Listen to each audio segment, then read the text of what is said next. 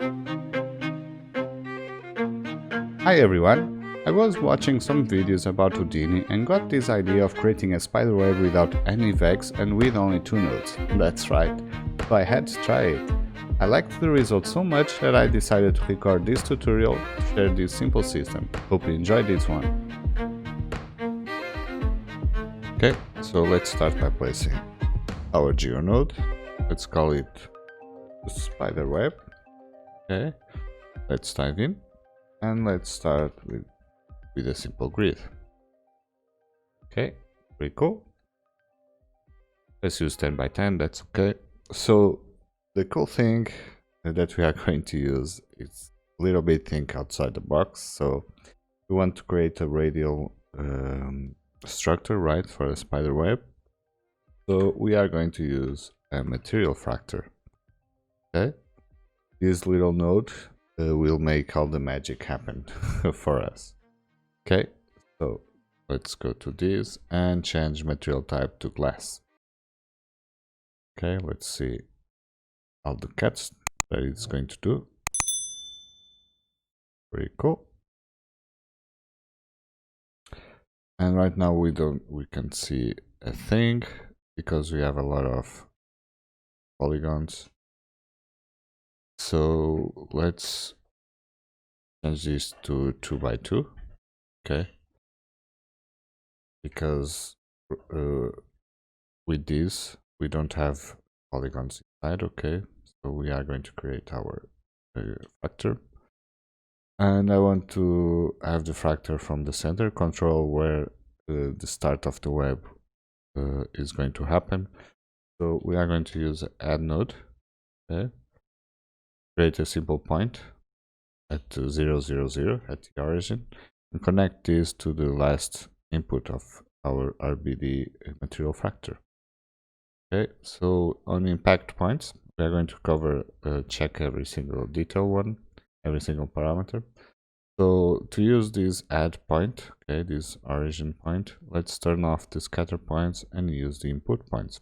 So we are telling this node to use the 4th input. Okay, so now we have our origin. Okay, our cracks, this will be the main parameter that we are going to control. Okay, so radial cracks number, it controls those vertical big lines. Okay, as you can see, I changed it 3. Now we have 3.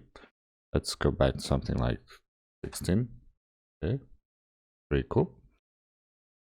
Number of variance. Okay, this doesn't we don't care this much about this one. Okay, it controls where the crack number, the radial crack happens. Okay, and a noise. And these concentric crack are those radial ones. Okay, that connects our lines. Okay, so this is the magic.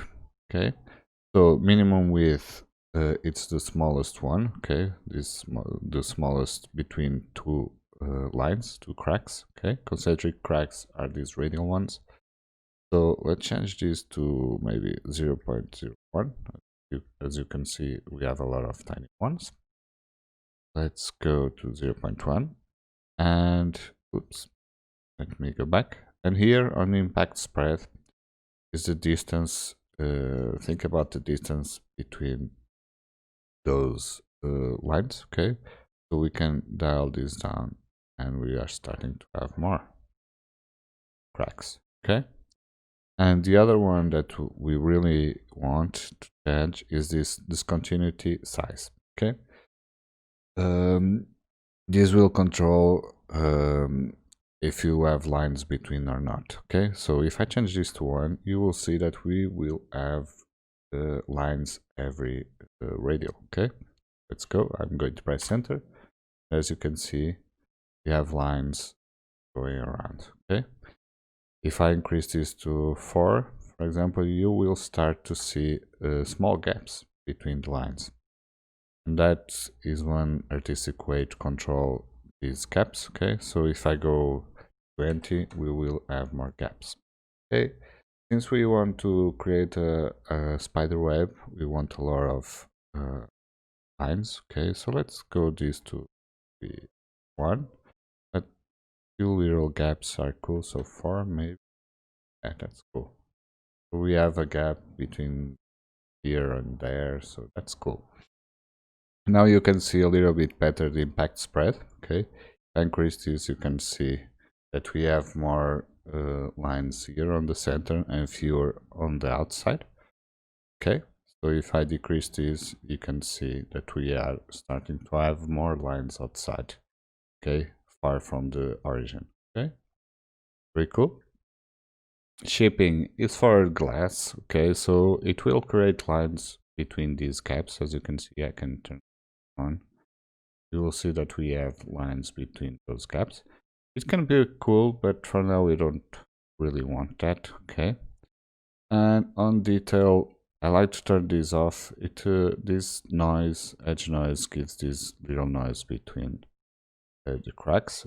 Okay, if I increase this noise sample, you can see we have more noise. This first one is telling how much noise we have on the origin. So for example, I don't want any noise at the origin, and noise near the borders. Okay, so we can increase this or decrease. But in my case, I don't really like this noise. Okay, so you can leave it, but I don't really like it. I'm going to turn this off. Okay, so we have more clean spider web. Constraints, don't mind about this. This is for RBD simulations, not in our case. Okay, so right now we have our spider web. This is pretty cool, just with 3 nodes. Okay, and now we want just the edges. We want to delete the polygons. There's a little trick that we can get with ends node. Okay, with this little node. Okay, so check this out. On close U, we can change these to unroll, and we have only the edges. Okay, pretty cool. No polygons. So we have our spider web. Pretty cool. Right now, I want to fuse everything. Okay, so we are going to connect or weld some points. Okay, fuse. Pretty cool. Just be careful with this parameter. Try not to destroy the circle. So let's increase this one until we, as you can see, focus on this point. I'm increasing its size, and you can see we are destroying the circle because we are fusing points. Okay, so let's go to 0.01. That's cool. Let me check. So on ends we have almost 2000 points, and on fuse we have 600. Okay, very cool. So this is, let me place a null. This is the base spider web. Okay, and that's pretty cool. So if you want to move this, you can use a vellum node and convert this to strings. Okay, or to air. But I didn't quite like that simulation, so I did an alternative that I'm going to show you. So I have my grid. Okay, cool. I'm going to subdivide. Let's increase maybe 7. Cool. So I'm going to group to have my pinpoints. I didn't write group. Right order. So group. Let's call it pinpoints. Okay. I want to group type to pinpoints, and I'm going to select the edges. So press shift, have like multiple points. Okay, so I'm going to pick the corner ones. Okay, and press enter. So I have 0 to 3. Okay, and then I'm going to convert this to vellum cloth. Cool.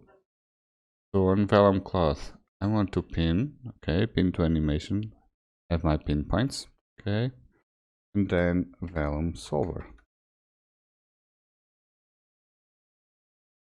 As you can see now, my cloth will fall down, but my points are pinned, okay.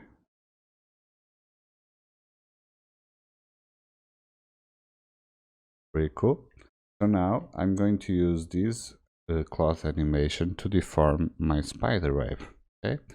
So check this out with our point deform. Maybe I'm going to do this way, okay. So I have my spider web here on the left and my cloth animation on the right. So I'm going to use a point deform. Okay, so as you can see, the first input it's the mesh to deform. In our case, it's our spider web. Our rest and these two are the base deformation, so our cloth. On the first input, it needs to know the object that is being deformed, the first frame. Okay, so on time shift, let's go to 1. Okay, so this is the middle one, so it is asking the base form of our deformed object, and here is asking for the animation.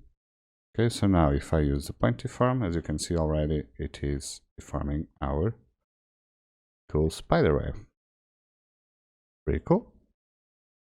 Let me cache everything. So let's go to the 5 seconds. So I can see all the animation. And we have our spider web. Pretty cool, right? And we have just a few nodes creating our spider web. So this is pretty basic. Okay, so let's give some details to our spider web. Let's go here. On our base spider web, we are going to deform this. So let's go add a resample so we can have more points. Let me go turn on the points. So we will have more points, but if you turn on the resample, you can see that we are destroying our lines. That's not cool, right? So we need to turn on this resample by polygon edge. It seems it didn't do anything, but if you press on the points, now you can control how many points you want. So let's go to 0.05. Or maybe let me try this one. Yeah, that sounds cool. Let's go back. Okay, so we increased from 700 points to 30,000. Okay, pretty cool. So now we have a lot of geometry to work with, and we are going to use point VOPs. Okay, so let's add a point VOP, and we're going to displace a little bit our web. Okay, so let's add turbulence. Okay, turbulence noise. Connect this to this one. So we have a 3D noise, and we want to add this noise to our current position. Go to add, and this will give us a new position for each point. Okay, and tell this is the new position. Okay, this is super strong now. Let's go to Vex, right click, and Vex VOP options, create input parameters. So we have every single input of our noise here outside. Okay, one other thing that we want to see is we want to see the base one. Okay, the one without any noise. Okay, so you can see we have a lot of noise. Here we have this. Okay, so the first one, let's start by increasing a lot our frequency. Okay, pretty cool. And we want to turn down our amplitude. I don't really like this noise, so let's go with sparse. sparse convolution. Okay, that sounds cool. Let me decrease this a little bit. We just want a little bit of noise, just to feel that it's not just a single line. Okay, we're adding some detail and noise to our SpiderWeb. Okay, let's play with roughness. Maybe this one I want a little bit more roughness, a little bit more turbulence. Okay, and now I want another, so Alt drag our point fob. Okay, connect this to the merge, and let's change this maybe to another offset, so we have similar noise but with different values. Okay, so now we have 3 threads on our SpiderWeb, and this one I want more smooth, less roughness, a little bit more of our amplitude. Very cool. I'm feeling that I really need more points, so let's add more points. So you can see we have more detail on our noise. So let's go back and maybe put this out a little bit, just like that.